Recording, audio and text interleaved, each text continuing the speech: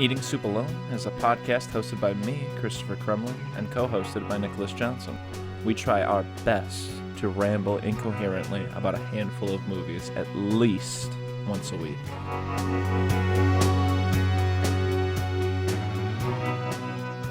In what order would you like to talk about these films? We can put it to a vote, even though there's two of us. I'd like to start with 1 Hour Photo. Oh, really? That works out great because I have this for you. Oh, no! What is it? Is it Mail mail? time? Yeah, it's mail time. You have to read it this time because I usually read it. Oh, there's just one. Yeah. I'm sweating because I'm like, oh man, I'm so bad at reading out loud. I remember one time while doing this bit, I was like, I'm gonna read it, and then I did. I was like, he went. I mean, I'm sorry. My tip to you is to enunciate over the top. That's how you get through reading aloud. Is to just really ham it a bit. So be a little hammy. 1 Hour Photo is Yi meets X-Files, made by somebody who has never seen either. It is that je ne sais quoi of a late 90s, early 2000s thriller that is more ick than thrills. See what lies beneath. All of this aside, we owe the filmmaker for giving us bleach blonde Robin Williams disassociating on a Hello Kitty bed and saying Neon Genesis Evangelion. One last thing, I have an unfortunate hang-up about movie jobs. An unfortunate hang-up about movie jobs and housing. And this one, maybe on the Let me see. Fake movie job. This one may be on the fake movie job Mount Rushmore for cheating husband who rotates a CGI chair in off-brown MS Paint and can single-handedly afford a mid-century modern mansion. 1, Bill Lundberg out of 5. Will, longtime listener. L. Great, fantastic. Wonderful. Love it. Yeah. How'd you feel about this film? Is this your first view? Yeah, this was the first time I saw it. And listen. Come on, spoils. Give me what letter you're giving it. I know you trust me. And everybody who has ever listened to one of these episodes Trust goes, you. oh man, I trust Nick. Impeccable taste, impeccable decision making. Yeah. I'm sorry. This one was a big miss. This one was a big swing and a big miss. I apologize. I nothing this movie. I was like, this whole movie is just, almost to me at every turn. I wanted to like this movie. I still continue to want to like this movie. Yeah, I hear you. But I don't know. There's just something not there with this movie that I think it needs. Or maybe it needs less of some things. But overall, it was a movie that I watched for 90 minutes and then it was over. And I may never think about again. Yeah. What about you? I've seen it one other time. I don't remember how, but it was with an ex. And I remember being okay on it. Mm-hmm. But rewatching it, it's worse. Yeah. It's just, like he was saying, like, the family, they have marital problems, divorce problems, money problems. And, like... And you know how you know this? Because they have one fight where he goes, like, if you want to keep living like this, then I've got to work. And she's like, it's not that simple, Jack. Or something like that. Like, they just have, an AI-generated fight of, like, crumbling marriage, but with no, like... Yeah. You never see... Yeah, I don't know. He's like an emotionally neglectful husband and father, and you know how you know that? Because they say it. She looks at him and goes, "You're an emotionally neglectful husband and father." Yeah, it's very. And he's got the Microsoft Paint job. He is. Yeah. You get one scene where he's sitting at his thing doing that. Yeah. This movie. This movie is like a Nightcrawler type movie. Yeah. Or like even like maybe a Taxi Driver. But I don't like Robin Williams' character. I don't like Uncle Si. But I mean, I like Uncle Si, but then I don't, and then I do, and I don't know what this movie wants from me. Yeah. Or what this movie's trying to give to me. Yeah.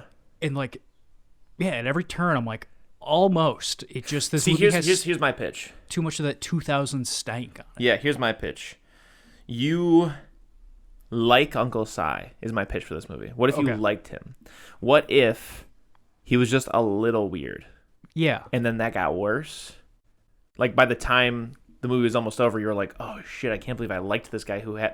But from the get, you know how deep the rabbit hole is.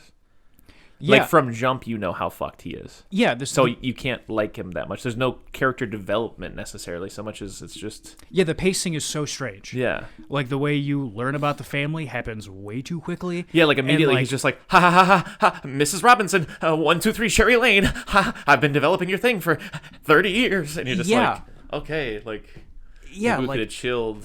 We could have eased into that pool. Is all I'm saying. You know? have him be a little bit more subdued when he talks to them Yeah.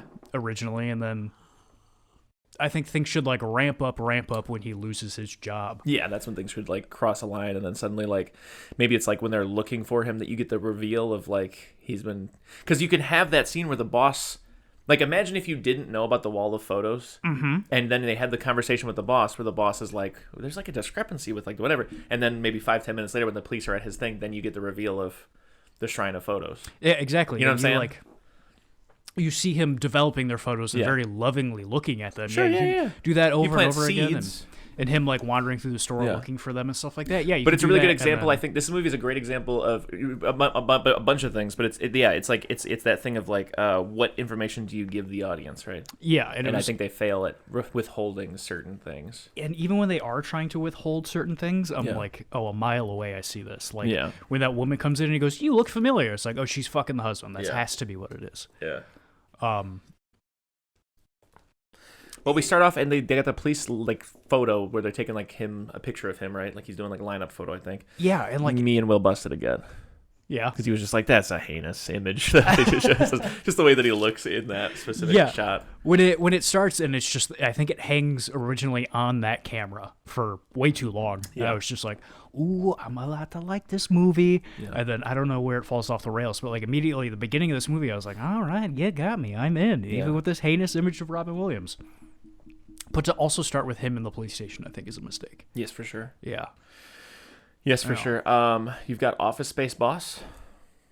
Oh, yeah, that's right. The entire movie, I was like, I know this guy. Yeah. I don't know what he's in, but also I don't care enough about him to look it up. Yeah. So, yeah, Office Space Boss.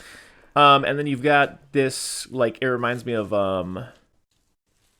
Office, like The Office, the show. Mm-hmm. Yeah, it's like a 2000s, like, I feel like you could have that job then, but Amazon is crushed. That was what I was thinking during this entire movie. I was just like, man, not that long ago in my lifetime, there was a job available where you could just develop photos. Yeah. And you could rent an apartment. Yeah. Just doing that all day. And I'm like, God, I wish I could do that. That sounds great. Yeah, I mean, my stepmom talks about how her stepmom, I think, or grandma, I can't remember who, but yeah, I think stepmom. She was like, she just worked as a cashier and like retired off that. Like, yeah, it's crazy. And it's so, because I think this is such a great, like, I don't know if great's the right word, but it's such an interesting, good premise for a movie. Yeah, yes. It's a guy who develops I never would have thought about that, but the people that develop your photos see your family grow up from that distance, and now it's just Facebook now. This is a perfect pitch real quick for I love that John Waters quote of like the why are we remaking the best movies ever made? Exactly. Yeah. Remake this thing but do it the right way. Yeah. You know? Who would you cast to play Psy? Who would I cast to play Psy? That's a really freaking good question. Would it be Barry Keoghan? Barry Keoghan. Honestly, that's not a bad pitch, honestly. I think you're probably joking, but that's not a bad pitch. Because that's one of my things that I did like about Saltburn is I like him as the compulsive liar. Because he doesn't. I mean, he wouldn't be a star right now if he wasn't somewhat endearing. Yeah. But then it becomes sinister. Yeah, really quickly. So I do like that pitch. But give me a second to mull that over, and I'll give you a good pitch. So I'm trying to think of like. Yeah, should he be younger? Should he be older, like Robin Williams' age, or? I think Robin Williams' age is like a decent sell. Like I'm trying to think of like someone like Bryan Cranston. Like that's a big grab, but I'm saying like someone of that thing of like where it's like they have that like warm like Hank quality to him. Yeah, I think the only problem with Bryan Cranston is he can be Hal or he can be it's too much Walter of a drop. White. Yeah. But he's only one or the other. You never see him in the middle, where it's just where I think you need to be. You need to be friendly and unsettling. I'll say this: a great example of what needs to be pulled off is I just watched La Cérémonie last night. Oh yeah, what'd you think? Are you familiar at all? No. It's a movie that came out in like 1995. It's in the Criterion Collection. I don't know anything about the director, but it's like his like 49th film or something like that. But it was a film that was pitched to me as I was watching Saltburn as being like basically like Saltburn but better in a sense. Not quite, but kind of. That's what I heard about. I mean, we'll get to Saltburn when we get to it, but about the talented Mr. Ripley. Okay. With Matt Damon. Sure. Can I spoil La Cérémonie? It is also people compare it often to like Parasite. Okay, yeah. It's a great French film, great pacing, great editing. Really, like, it was like a 5-star film. Like, this is the first time in a long time. I mean, because we've been doing podcasts together for a while, but like recently we've really just been watching some fucking dog doo-doo, poo-poo. Yeah, I'm sorry. Stinky I'm poop sorry. poop. Well, it's my fault too. I said let's watch all these Saws, and I said let's watch all these James Bond movies, and no disrespect to James Bond as a whole, but whatever. Anyways, so back to La Cimarroni. It's, like I said, really like phenomenally like edited, paced. It's perfect. So like me selling this is really underselling it.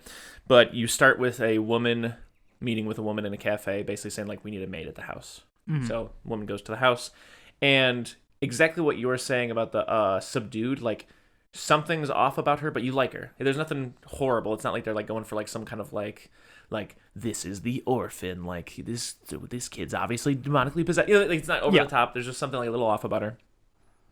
She's being a maid for this family, and she ends up making friends with the only like enemy the family has, which is this woman who works at the postal office, and she has all these like awful, stories of like family, whatever, yada yada yada. Mm-hmm. They get very close, and you eventually learn that both the main maid and the postal worker are people who have like murdered before. Ooh.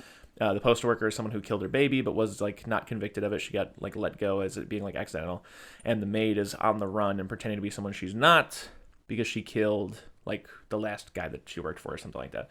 And I should also at this point mention she's like also illiterate, and that comes up for some reason. But basically, you follow these two characters, and it's one of those things where like you like Nightcrawler, like you like them, but they're like unhinged and weird sometimes. Mm-hmm. And the parasite element of it, where they're like poor and obviously evil, but then you don't like the rich family also at the same time.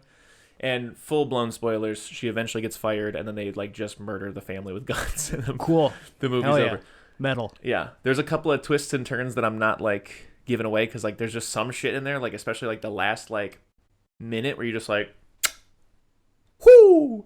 Yeah. Like there's almost like a No Country for Old Men type shit. Ah, man, yeah. I'll check it out. Such a fantastic film. Yeah, we'll check it out. Loved it.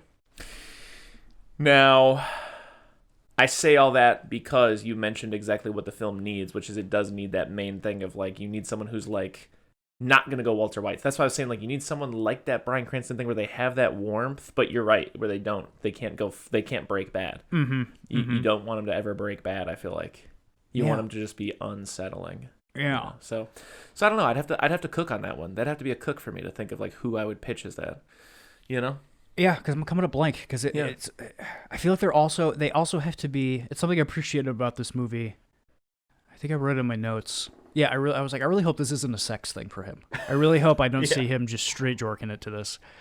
Jorking the heck out of that thing. Because I think a great thing about Robin Williams, especially if you make him a platinum blonde, is just like there is no percentage of sexuality in this person at all. Yeah, asexual. Exactly. And so I thought that worked really well, and I can't think of somebody current who I think fits that mold as well. Asexual? Yeah.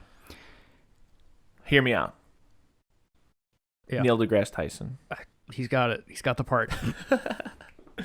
Anyway, so back to the film. That would be perfect. The more I think about it, the more I like it. Yeah.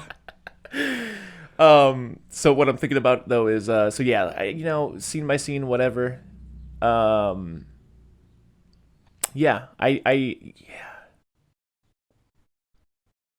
don't know. It's so close is the thing about the film. Yeah. It's just so close. And that's the part that sucks a little bit. I don't know. It just seems like one of those movies that like it's like a just enough movie. Yeah, like but it's not enough. No, I mean like in terms of like if you're at work, like you're just trying to get to Friday, I'm saying. Like, it's a just enough movie. Where you're like, we put in a 40. This is sufficient. Yeah. Exactly. That's what I'm trying to say. It just has that undescribable early aughts stank to it that I think ruins movies from that time period. Yeah, like this is the quality of film that like if I could actually get my hands on like an in-universe movie from another movie. Yeah. This is an in-universe movie. Yeah. You know what I'm saying? Absolutely. Yeah, I could see someone else watching this and it's like, oh man, it's so funny that they got Robin Williams to film this fake movie for this other movie. Exactly. Yeah. Yeah. But yeah, they do say Avon, but they say Evangelion. Is it Evangelion or Jellion? Because they say Jellian in this. I've heard a lot of people say Jellian. Really? I'm gonna keep saying Gellion. Gellion? Because it sounds less like Jello. Yeah, Evangelion. But the first thing I heard about this movie, which is why it was on my radar and I was thinking about it. Sure. There are conflicting stories, but the one I like and that I'm gonna choose to believe is that they like had a bunch of different toys that they were gonna pick through the movies, or they were gonna pick for the movie. And Robin Williams went, "We should use this Neon Genesis Evangelion one. I brought it from home. I like this show, so we should use this one." Yeah, that's very cool. And I love that. I do love that. I'm going to choose to believe that for the rest of my life. Yeah, it's great. Yeah, so, and then, he, like, buys the kid a toy, and the kid's like, dude, I really can't take this. Crazy adult child. I love him. Yeah. But also, that when he goes into the house, or imagines himself going into the house, I immediately was like, this is way too fast for him to be in their house. I agree with you, but I do like that scene. I like how, like, when they come in, they're like, "Oh, Sai, what are you doing? We thought you were out today." Like, exactly. I did like that. As soon as that happened, I was like, okay, I like this. But then when he's at the soccer game, I went, nope, way too fast. Yeah. Way too fast for him to be here. Yeah. Also, howling at him sitting on the toilet. Yeah. So fun. I was like, that's so funny for him to go in there and use their bathroom. Yeah. Even funnier for him to imagine going in there and using their bathroom. Yeah. Because there's, like, certain things where, like, I feel like... Another thing about the movie is almost like I feel like those moments should have been so much more you're with the family and then you notice Sai. Yeah. And it's like, what the fuck is Sai doing? You know what I'm saying? Like, I'm thinking about, like, the, like, the mall scene. Like, I'm not talking about the context in which it's set up. I'm talking about, like, a totally fresh pitch for the idea. Like, if you were, like, just following the mom and she's, like, doing a little bit of shopping and stuff like that, and then suddenly, like, oh, Sai's there. And she says that, and then she gives the line of, like, oh, what are you doing out here? And he's like, oh, I live downtown kind of a thing. And then she's like, it's kind of a far drive. Right? Like, planting those little things, I feel like. Just a little tasteful, like, splash of that. And it's so, would be nice. With that conversation, there are those little things that he drops. Like, there's no reason for him to be at this mall because he lives so far away. Yeah. But those just go straight through her, and it's strange how immediately she's just like, oh, we read the same book. Yeah. I guess you're pretty deep. So if I saw somebody from my local Walgreens at the mall and they went, oh, hey, it's you, I'd be like, fuck, I guess I can never come to this mall or that Walgreens ever again. Yeah, how about if they were also like, same book? I would be like, strange. Yeah, not good. Not good. Not good. And I will say this. What, is there something? Nope, go on. It was just brain? Yes. I was thinking of something, but I can get back to it. Okay. The other thing I will say, I do respect this about the film. There is not a single murder. Yeah, that's a great point. I like that, like, he does just the weird thing where he, like, makes them be sexually with each other and takes pictures of it. Yeah. You know? But knife too big. Knife too big, yeah. Way too crazy knife. If he just had a kitchen knife. Or just a gun, I feel like. Or just grab a gun. But I feel like I'd be like, where did Sai get a gun from, you know? You can get a gun easy. And yeah, but I don't believe that Sai knows how to get a gun easy, you know?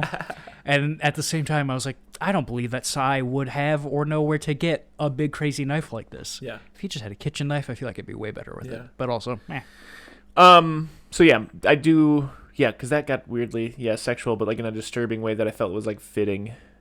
Yeah. Didn't think it was that crazy. And then, he gets arrested and just like happily ever after for the family, or like what's the deal? Like what's the resolution? I'm actually struggling to remember like how it kind of wraps up. He's getting interrogated by Eric LaSalle. Yeah, that's a name I know. And should I know that name? Are you a good father?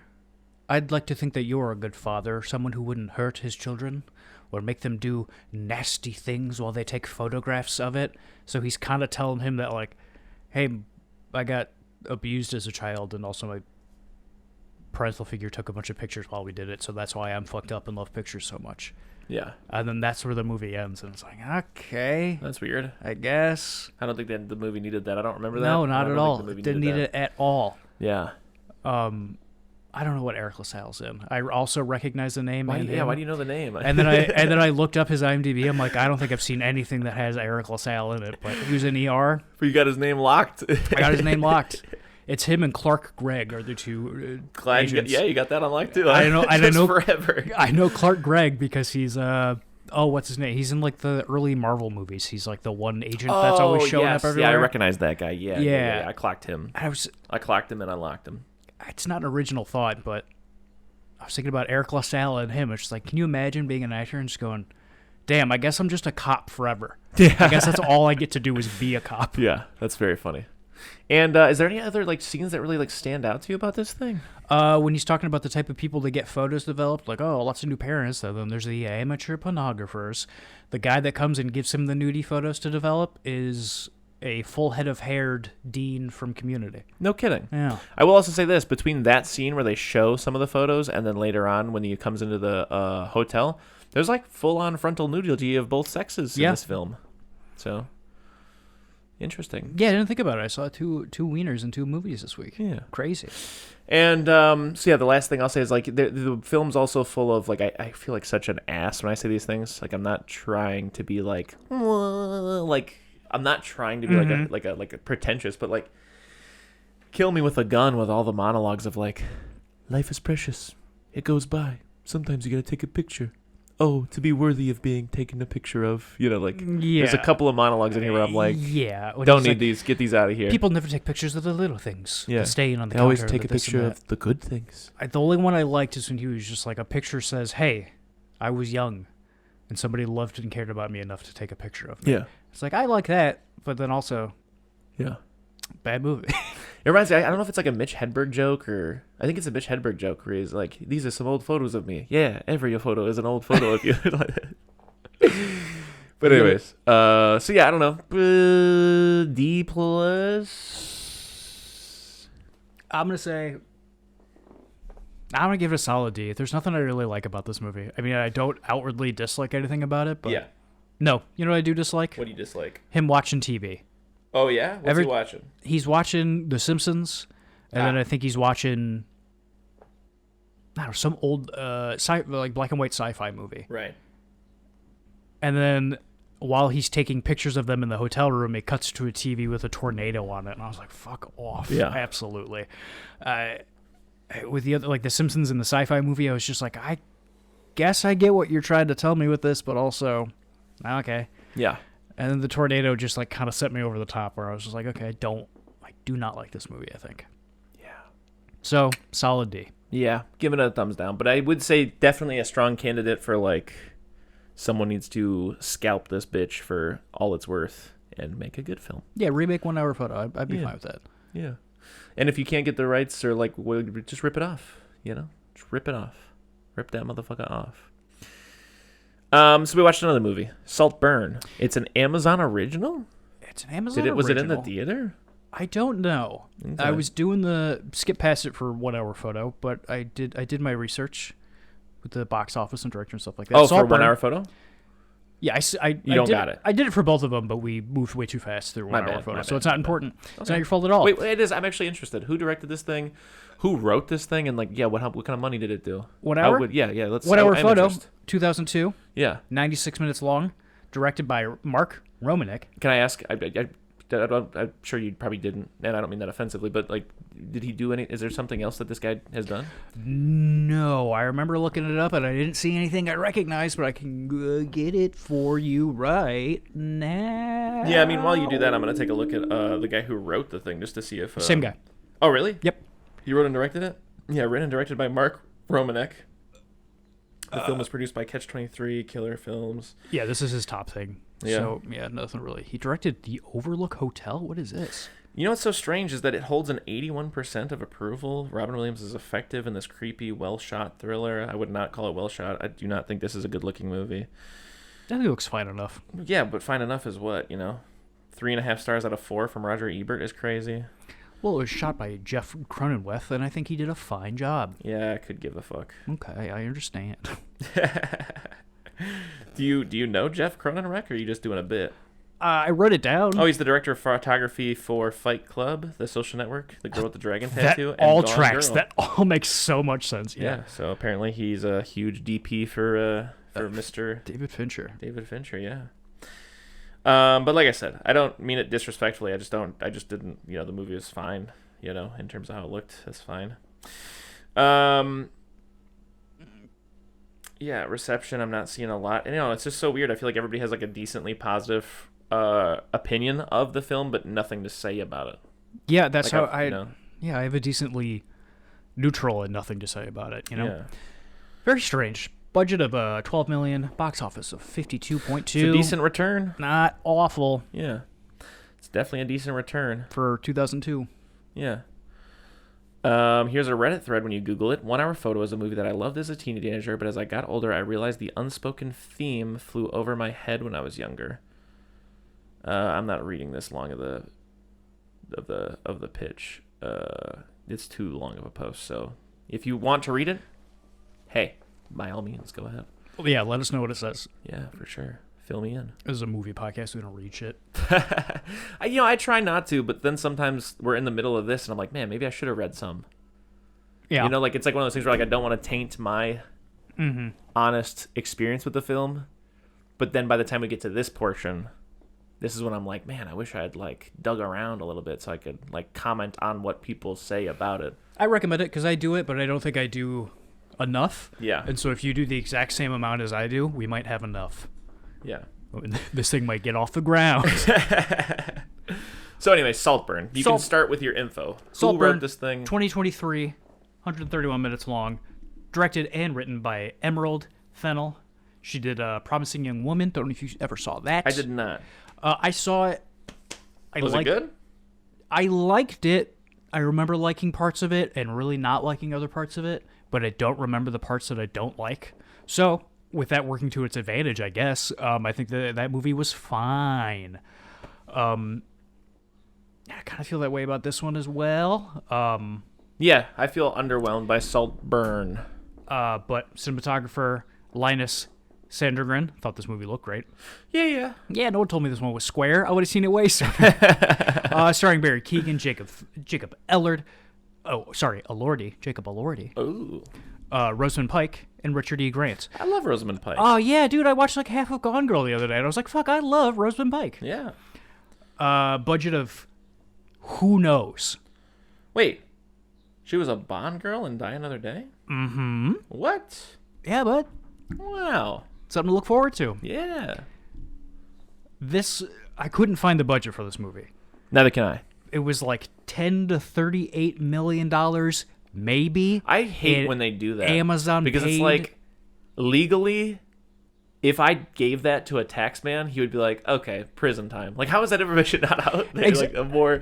A narrow, even if you said 25 to 30, that'd be better. But 18 to 30? What? Yeah, it's there's 12 million up in the air? It's always streaming companies. It's they don't give you any of those numbers because why would we do it? It's just because I do a podcast. I'd like to have something to talk about. Yeah. But Amazon apparently paid $75 million for it, and I don't know what that means. Box office of $21 million. So any way you cut it, bad.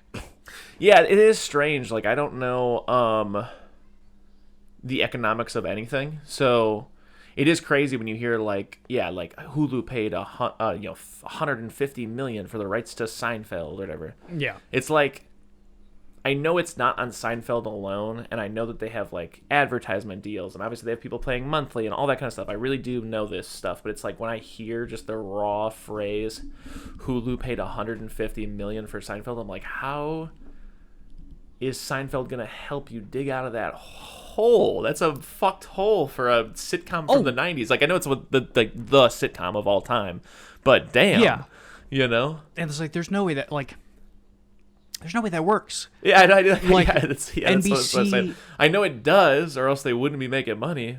But I don't know. I don't know enough about money and dollars, I guess. Peacock started, or NBC started Peacock. Yeah. And they went, we're going to take The Office off of everything because everybody loves binging The Office. Yeah. And we're going to put it on Peacock, so everybody has to get Peacock because everyone's going to keep binging The Office. You know what happened? No one gives a fuck about The Office anymore. That's what happened. Yeah. And so I can't imagine anyone's going to decide to get Hulu because they have Seinfeld. Yeah. Yeah, I just don't. Another thing I'd like to say is, who's that guy who's in... I think you should leave. He's the one that's like the honk if you horny sketch guy. The guy's like, I've seen a lot of these. Oh, yeah. I don't know his name, but yeah, I know who you're talking He's got a special out. I don't know if you saw I've that. seen some of it. Yeah, it's not bad. Did you get to the part where the AI like comedian actually comes out? No.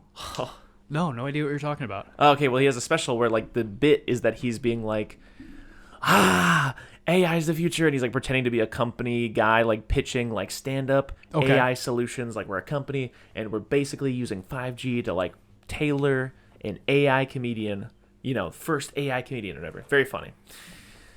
And basically, I don't know the full extent of the things. I've only seen like 15 minutes, but eventually he's like, all right, here's the AI comedian. And then they like project a video of like a guy, and it kind of looks like, like the big Spy Kids 3, like George Lopez monster thing. Yeah. It kind of looks like that.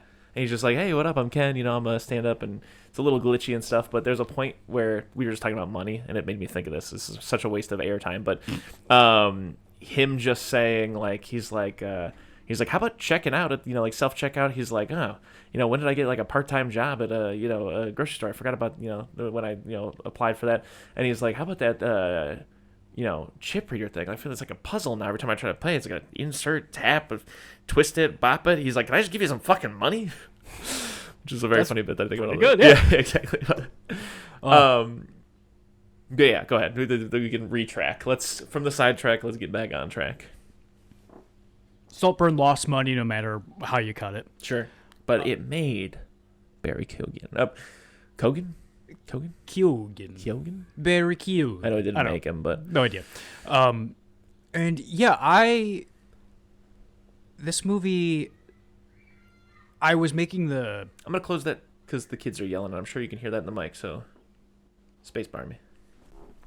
I was trying to be efficient with my time, and I was making the thumbnail for this episode while watching Saltburn. Okay. And, like, just had a pretty hectic couple of days, so I had to, like, start this movie at 9:30. Wonderful. And I was like, oh, boy, I don't know if I'm going to be able to stay awake for it, and yada yada, all this, and I have to make the yada yada. And I watched this whole movie with a blank Photoshop document open on my lap. Yeah. Because this movie just got me. Like, just immediately. Really? I was so into this movie. So you like Saltburn? I don't know. Okay. By the time it ended, I was like, what a just weird, confused, dumb movie, maybe? Yeah. But also, I enjoyed 2 hours and 4 minutes of it rather than 2 hours and 7 minutes of it. But I don't know. I don't know. Yeah. What about yourself? It's so weird being sandwiched between my experiences with like 1 hour photo and then the Less Ceremony or whatever. Mm-hmm.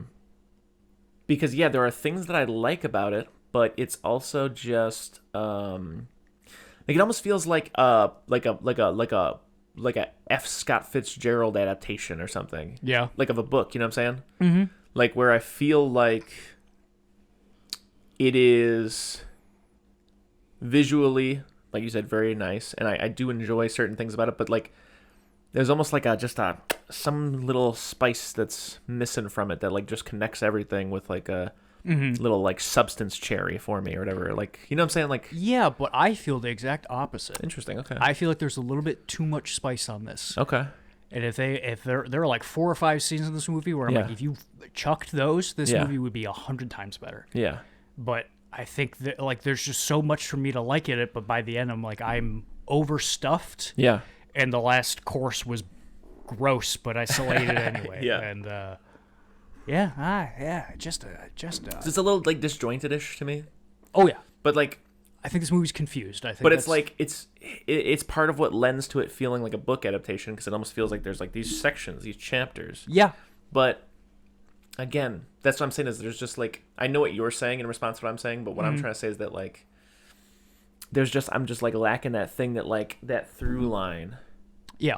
That like just kind of like makes it a cohesive thing. Yeah, because it feels like at the beginning, like, and Promising Young Woman was this way, if I remember too. The movie starts and you go, okay, I know what this movie is. And then as it goes, you go, oh, okay, this is something different. Right. But when it starts, like you said, I felt when they first got to Saltburn, I felt like they were at the school for so long. This is the longest movie I've ever seen, by the way. When they were at the school at the beginning, and then they got to Saltburn, I was just like, okay.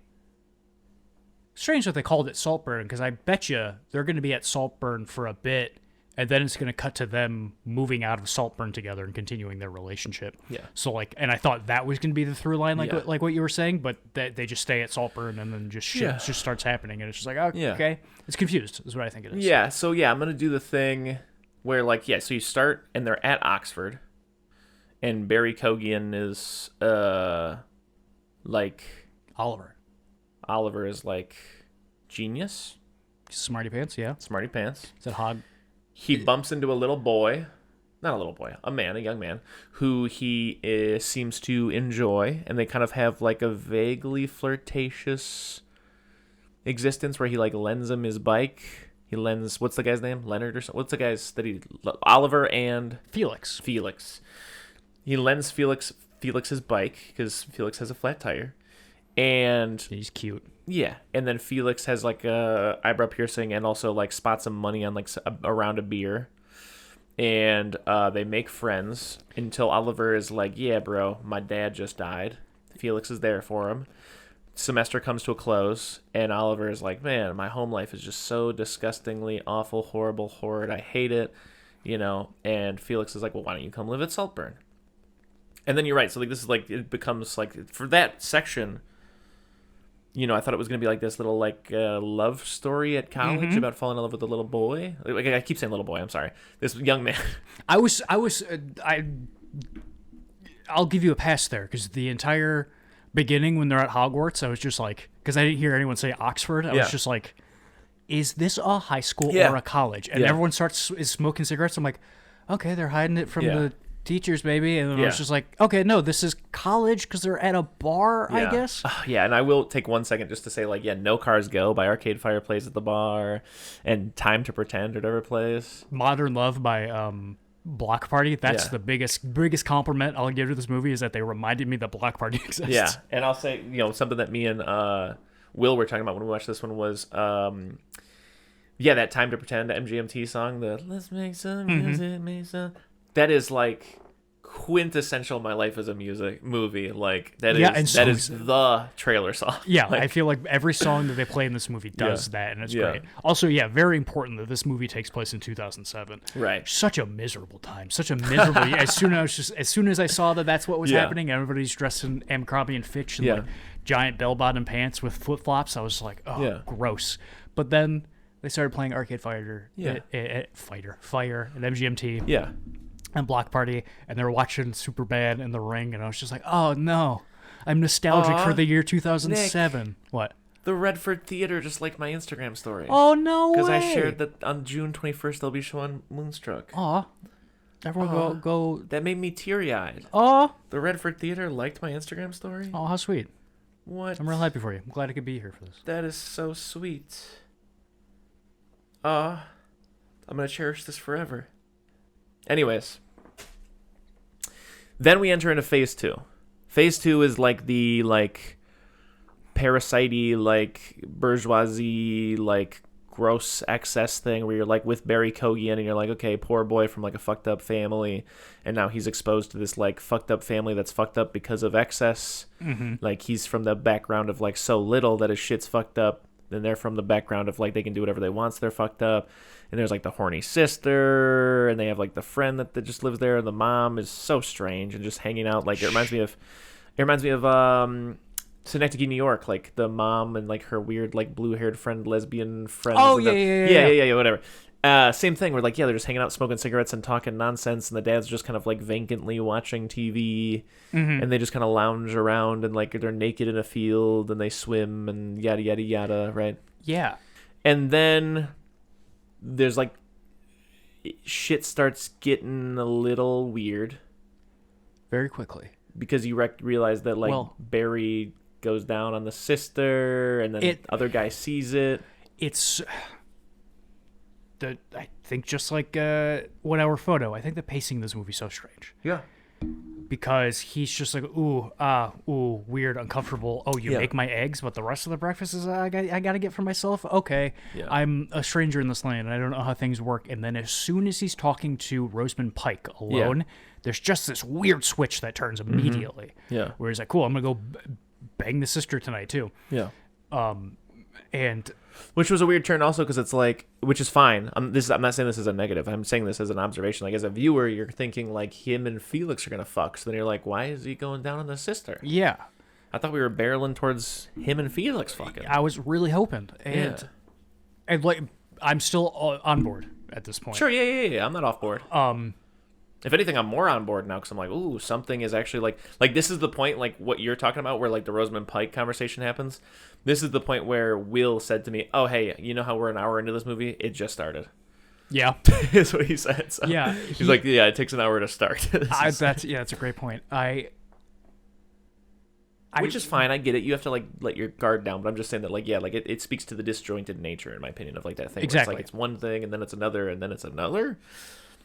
I was like, and I liked it, like when he's talking to Rosamund Pike, and he like hits on her at first, and she doesn't like it at all. Yeah. And then he starts like talking shit about, what's her name?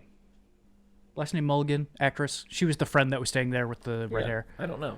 He starts talking about her, how she sucks, and the mom's like, "Oh no, you're right. She does actually. Thank God for you, Oliver." Yeah, I'm glad someone else noticed, Oliver. And it's like, okay, he's learning how mom works. Yeah. And then he sees his sister outside. And it's like, okay, now he knows how sister works. Right. And I was like, okay, that's how the rest of this is gonna go. And then he jerks off friend. He's like, okay, now he knows how friend works. And I'm like, get to figuring out how Felix works, because I know everything you're doing is nasty, but I want you guys to be together forever. Right. Hardest I laughed in this movie was basically anytime Rosamund Pike opened her mouth. Sure. But that first conversation that they're having, she was like, I was a lesbian for a while, you know? You know that? I just found it all too wet for me, though. Yeah. Men are nice and dry. Yeah, I will say they call this a black comedy, and yet I really don't mean to be like, I'm not like trying to like mic drop or something like that, but this is not a funny movie to me. It got me a couple times. Sure, but it's not, not an exceptionally funny movie. I'm not sure I would categorize it as a black comedy. I wouldn't call it a black comedy either, but when you look it up on Wikipedia, it says very it's strange. Black. Let me look at you right here. I'm going to give it to you. It says Saltburn is a black comedy psychological thriller. Crazy. Yeah, because whatever. Anyways, continue. When he goes outside to see sister, when he's coming down the steps, and she's like, "Oh, that's very presumptuous of you." I really like that shot quite a bit because there's like all the blue nightlight behind him, and he's coming down in silhouette, and she's in that big white dress. And I was like, "Oh, I don't know. I can't think of a specific moment in the film, but this reminds me of like Dracula, of like Bela Lugosi's Dracula." Exactly. Children of the night. And then what music they make. Exactly. That's basically what he says to her. Yeah. And then at the end, he's like, "I am a vampire." I was like, okay. He goes full Louis C.K. He goes full Louis C.K. You know that bit? The one where he's like... Yeah. I'm 48. I'll drink the blood. Let's party. Or whatever. Yeah. It's like, after a while with this movie, and I don't want to say it's gross for gross sake, there's so many moments where I'm like, yeah, I get it. You don't have to keep showing me this kind of stuff. I get it. He's fucked up. Let's keep doing something else. Yeah. Where does he go? Friend sees them from his window. And he goes, "You stupid, stupid little boy." Mm-hmm. And then he tells Felix, and Felix is like, "This is just like the time I let Jonathan live here." And then I like that he goes back to little me, Oliver. He's like, "Oh, well, I wasn't doing nothing. I used to." You know, I love you, Felix. I love you so much, Felix. I love that his two modes in this movie are... I'm just a baby. Yeah, kid from Banshees of Inisherin to I'm the Joker, baby. Yeah. I'm Joker pilled. Yeah. Also, I don't know why he was just like, "You're not eating enough. You're going to start eating." It's just like, why? What is... I don't get how this is part of your plan. Sure. And the next morning, he shoves that food toward her, and she eats it, and then in the middle of breakfast, she gets up and leaves, and then you just never talk about it again. Yeah. I was like, okay, very strange. And then... he gets like kicked out because they go home to his parents, and you realize that he's a big liar. Big twist. Big fat liar. I think that's the only twist this movie fucking needed. But they give you another one later. Yeah, I do not like the last twist. That's the disgusting part that had me hop off. Yeah. And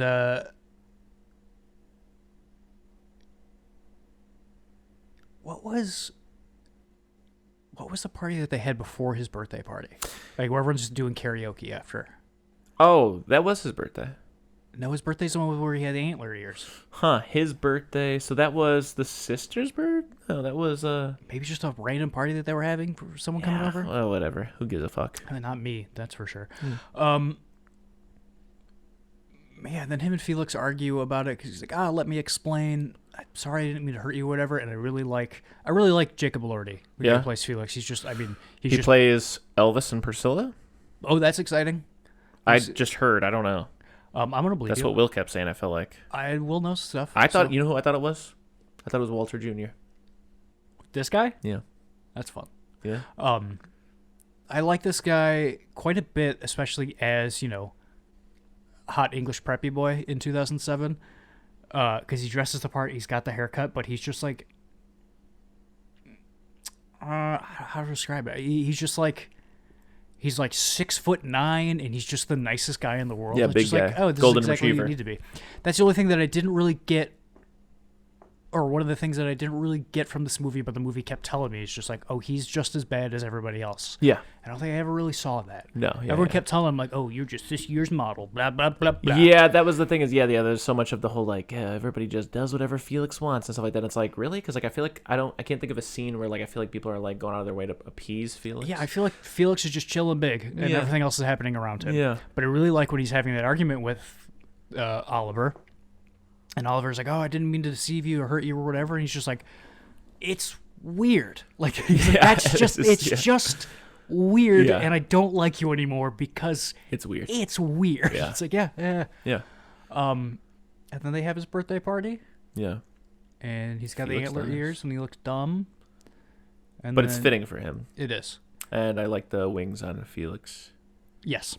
Yeah. And then, there's a lot of symbolism in this movie with the Minotaur, I believe. Great. And I didn't read any farther into it. No. But he sees him straight porking in the maze. And then he's like, what the fuck, Oliver? You really, god damn, man. And there's a confrontation. He throws up, gives him a bottle, leaves. Uh-oh, boy dead. Yeah. And then I feel like the only part of this movie that's a black comedy is them at the eating lunch. And Gertie has to come through and the butler having to come in and out. And I was just like, this is very upsetting and very funny at the same time, I think. Yeah. I agree with you. I like that scene. Also, go back real quick. There's the point where the sister like kills herself in the bathtub. Or is that after? This is after. Oh, okay. But anyways, yeah, immediately I said out loud to Will, I was like, oh, he killed her? Yeah. Because like I feel like they didn't do a good job of like making you think he didn't. I don't know if that was intentional at that point, but I think you're supposed to. Okay. I think when Felix dies, you're supposed to go, oh, did Oliver do that? And then by that time, you're like... And then when she dies, you go, oh, Oliver did it. Yeah, okay. Which is why I don't think you need the last 15 minutes of this movie. Yeah. But... Yeah, there's a scene with the butler opening and closing the blinds and yada yada. And something I realized while watching this movie that I thought of as a child and then never thought of again. I was just like, who becomes a butler? Yeah. Like, how do you want that for your life? Yeah. And then I was watching this movie and I was just like, oh, that's just what you did with autistic British folk back in the day. That's just, every butler is crazy on the spectrum. So yeah. But also it's just, it is, if you're not a very social person to begin with, I was thinking about that when I was watching La Cérémonie, because the main character of that is a maid who just like lives in a room. She makes like 6,000 francs or whatever a week, and all she has to do is like just mop the floor and make sure everybody's fed. Mm-hmm. If all you really want is a room and some money and you don't really care about people, it's a great point. Or having friends, because I used to do high end catering around the city and stuff, and one time I worked a family party. And like what I can only describe as like a millionaire's compound, like where they just built like a house on a lake that it had no bedrooms. No one like lived there in that house, but it was like just like it had a full bar and it had multiple levels. And in the basement there was like a commercial kitchen because it was just like that was like the main house that like everybody would fly in and they would have like Christmas there. And then there were a couple of other buildings on the property for like, when you stayed, like when the family, so that everybody could like sleep somewhere. But that main building was literally just for like the party part of it. And, I spent most of the night talking with the guy who was just like a 40-year-old dude with like a goatee. He was a little heavy set or whatever, but he was just like the guy that like they pay to live there year round. And, he may only see the family like 2 or 3 times a year because they only come for like Thanksgiving, Christmas, Easter, whatever. So the rest of the year, he's like, I live here. He's like, I'm from like Arizona. He's like, I'm kind of, lonely. I don't really have a relationship or like friends or whatever. But yeah, they pay me to just keep an eye on us. I'd ride the four-wheeler around, check on the buildings, whatever, cut the grass, like whatever it is, it's just, How do I get that job? I don't know. Because I feel like I should have asked him, like, how did he get that job? You could also maintain an actual life while having that, not being a butler, but being it's different. A year-round groundskeeper. Yeah, for sure. Yes, the caretaker. Yes. Would be great. How do I get a job as a caretaker? I know. That's all I I want. I could talk to that man. I should have had the foresight to think. Yeah. Like, how did you get in this position? How do I get this gig? Yeah. Back to the film, though. Back to the Saltburn. Yeah. Funeral happens in the joint bathroom. We skipped him watching Felix jack off all the time and then lick the bathtub, which is the scene everybody's always talking about in this movie. Yeah, is he slurping cum out the drain? Just drink? Okay, yeah. Oh, yeah, because, but also, Felix, you nasty. And... Oliver, you nasty. Oliver, you also nasty. You nastier. Nasty. Anyway, funeral. Then in their joint bathroom, sister's taking a bath. And she just starts lighting his ass up. Yeah. I love when she's just like, I'm watching you sob at this funeral. Yeah. And I remembered, how long did you know him? 6 months? Like, that's so funny. Like I said, longest movie I've ever seen. I didn't even put together like, oh yeah, he's been here half a year maybe. Right. And then she ends up dead. Mom, before sister dies, he does some tricky shit to mom where she was just like, oh, and you never think about your son's name and how it's going to look when you have to pick a font for his tombstone. He goes, what font did you pick, though? Just Times New Roman. It's just like, oh, yeah, great, love that. And then sister's dead. Dad goes, all right, so you should probably get out of here. I know. He's like, I couldn't leave. Yeah, he's like, I know my wife really likes having you here, but I think it'd be easiest if you left in the middle of tonight. Yeah. And he's like, nah, I don't think so. And he's just like, how much do I got to pay you? And he's like, nah, I don't think so. And he's like, how much do I pay you? Yeah. I assume he paid him. Yeah. Because he seems to be doing well off when he leaves. Yeah. Typing gibberish into Microsoft. Fucking so funny. Word at the cafe. And then the movie just shits the bed right here. Yeah, I feel like, in my opinion, you end with him getting Saltburn, but you don't have to have the monologuing scene that leads into showing that he pretended to not have money at the bar and, like, took the air out of Felix's tire and stuff. Like, what? Like, to me, it's just like, that's like a silly, asinine level of, like, I planned the whole thing. Is like, yeah. So you're saying that you planned taking over Saltburn from deflating a tire to taking Saltburn? Yeah, like, the whole movie is like... Like, it'd be way more interesting to me if he was opportunistic than, like, a mastermind. Like, exactly. I thought that was the point of the movie, was that he's just a little slimy, like, opportunistic liar, compulsive liar, not like a big pulling the strings manipulator. Yeah, like, the whole movie is pre-planned. Like vague, and you don't know where he's really at or really what is. And I don't think he does either. I think he's just exactly that's what you feel about it. And then the movie ends, and he puts on a big top hat and a monocle and starts twisting his mustache and goes, and like even the way he kills mom is just like it's like you're gonna go, hey, she died. Someone's gonna go in there and go, her feeding tube was ripped out of her. This 9-foot-long tube was... And then he's the Joker baby, and he starts dancing naked around the house, and then the movie's over. Yeah. Oh, totally missed him fucking dirt. Yeah. Don't think that needed to be there. No. Because that doesn't feel good on your dick. I speak from experience. But there's no way that that's good for your dick. It's got to be horrible for it. Yeah. A bathtub happens. Yeah. And I went, yucky, but okay, I get it. He's fucked up and obsessed with this guy. Yeah. And then dirt starts to happen, and I went, okay, I get it. Yeah. I hope he doesn't start jerking off on this dirt. And he does way more than jerk off on the dirt. And I went, Jesus fucking Christ, I get it. Yeah. And then at the end, it shows him doing all the mastermind stuff and like, oh, I actually did kill everybody. I was like, yeah, I got it. Yeah. And then it's over. And I was just like, oh no. Yeah. I really liked this movie up until a point, and then it really I also read about the grave scene. It was written as he just lays there and he's crying on it and he's rubbing it and he's getting maybe a little sensual with the dirt, and then that's it. And then Barry Kerrigan asked for a closed set that day, which means it was just him, the director, and the camera operator, I think is how that works. So he could just see where it went and see when he got really into it where he would go with it. And I was just like, you shouldn't tell people that. And also, the director should have gone, we're not using that. Like, The only comparable story I have is, like, it reminds me of, like, the guy who played Victor Eugene Toombs on the X-Files is, like, a notorious creep in real life. He's someone who dated, like, or, like, married, like, a 16-year-old girl or whatever, and, like, just people don't want anything to do with him nowadays, but, like, there are stories of, like, him on set. Like, he was the guy, like, in an episode called Squeeze, like, his whole thing is that he, like, you know, doesn't have bones or whatever, and that, like, he hibernates every, like, 60 years. He's got to eat 3 livers, and then he can hibernate or whatever, like... So anyways, there's a bunch of scenes of him, like, naked squeezing through stuff, right? And everybody was like, yeah, it was super fucking uncomfortable, and, like, we kept telling him we didn't want it, but, like, he just insisted that, like, he be fully naked for these. You know what I'm saying? Yeah. Like, that's what Barry Kogan's given with that story. So Absolutely. Ugh. Yeah. But, yeah. So that's Saltburn in a nutshell, and I agree with you. I think my assessment of it is mainly, like, there's that disjointed nature, which is good and fine, because, like I said, it kind of, like, gives me this, like, book adaptation vibe, and that fits well with, like, the Oxford nature of it and the bourgeoisie thing. And then, yeah, I just don't, it just didn't have to do the mastermind thing.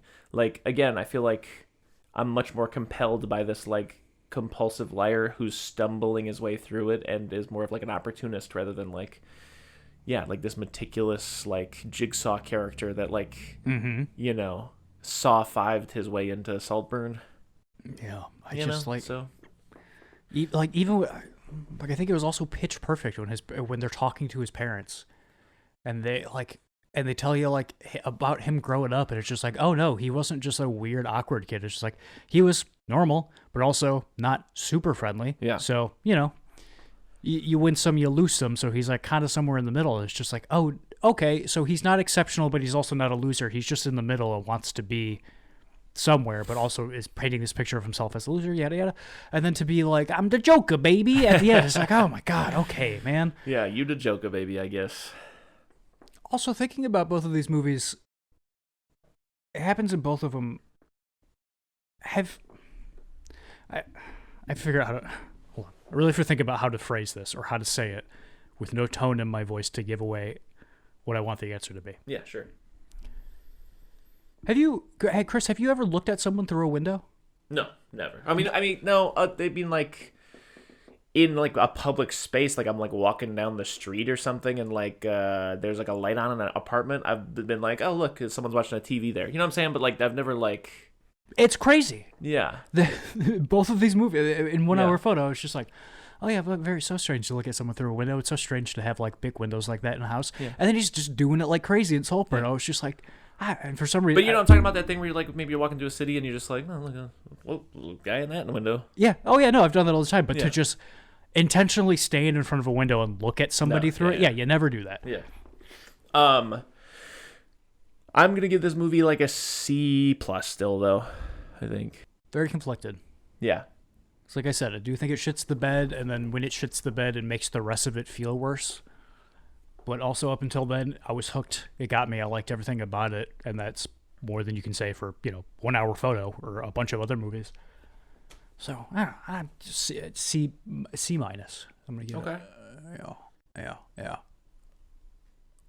Okay. Yeah. Okay. C-. Heard. Okay. Well, I believe that is that for today's films. Sadly, I think next week we have to go back to Bond and Saw. Womp womp. What is the Bond that is next?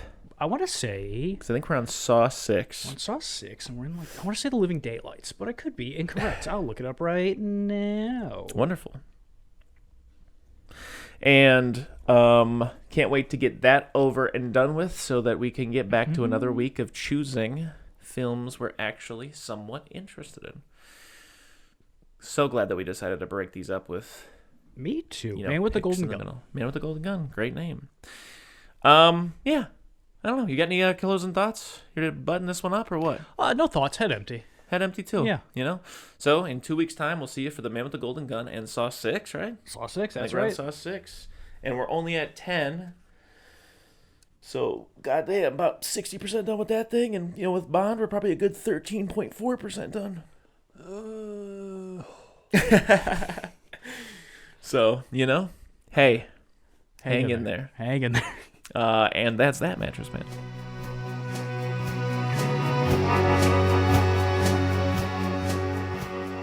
If you need more soup, follow us on Instagram, Facebook, and Twitter, or go to our website, eatingsoupalone.com. And until next time,